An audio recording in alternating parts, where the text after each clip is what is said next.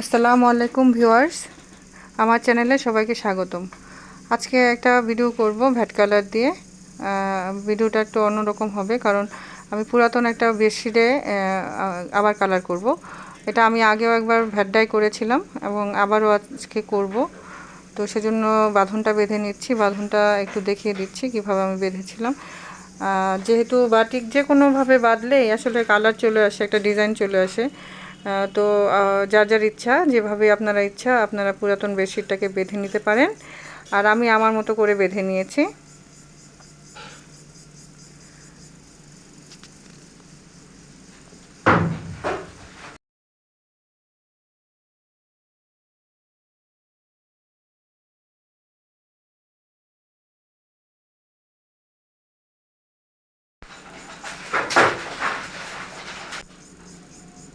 তো এভাবে আমি বেঁধে মানে কোনাকুনি করে ভাঁজ করে নিয়েছি কয়েকবার। তারপরে আমি এটাকে বেঁধে নিব।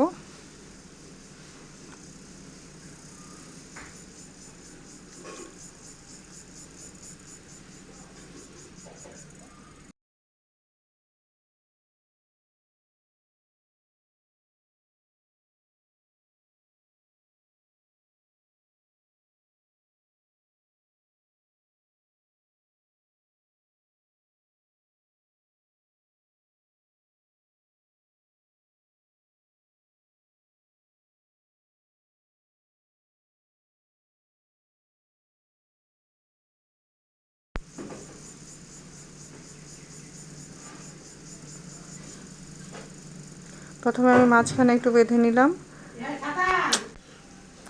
তারপরে আবার এইভাবে আমি বেঁধে নিব।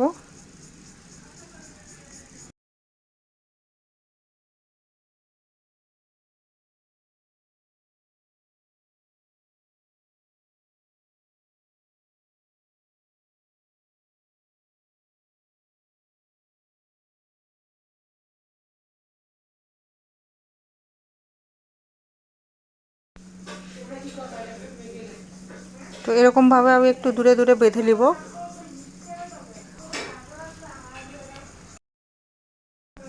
তারপরে গরম পানি নিয়ে নিব একটা বালতিতে, আর সোডা দিয়ে দিব। আমি এখানে 3 তোলার মতো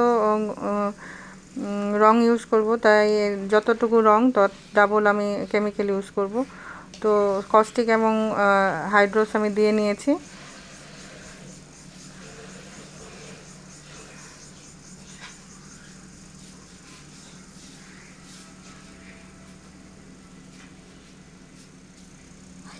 এখন রংটাকে মিশিয়ে দিয়ে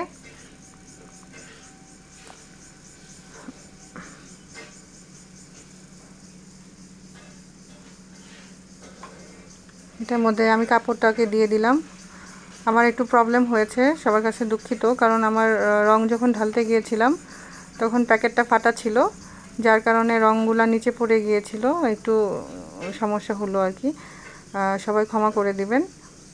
আর এভাবে আমি এই রংটাতে আমি ভালোভাবে কাপড়টাকে দিয়ে ভালোভাবে নেড়ে চেড়ে নিব। আর ভ্যাট কালার ভালোভাবে নাড়াচাড়া করতে হয় যতক্ষণই পানিতে থাকে।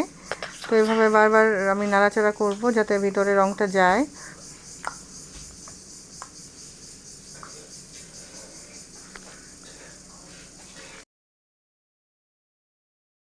তো এভাবে 10-15 মিনিট রাখার পরে আমি ধুয়ে নিয়েছি। ধুয়ে এখন আমি এটাকে খুলে নিচ্ছি, দেখি ডিজাইনটা কেমন আসছে।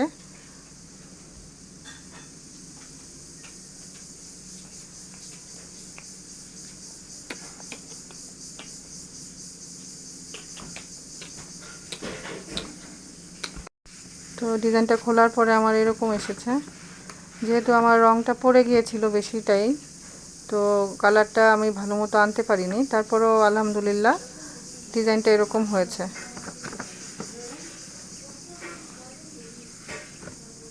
হ্যাঁ, তো ভিডিওটা দেখার জন্য সবাইকে ধন্যবাদ, এবং কোনো কিছু জানার থাকলে মেসেজ করবেন। আমার পেজ লিঙ্ক দেওয়া আছে, পেজে যোগাযোগ করবেন। সবাইকে আসসালামু আলাইকুম।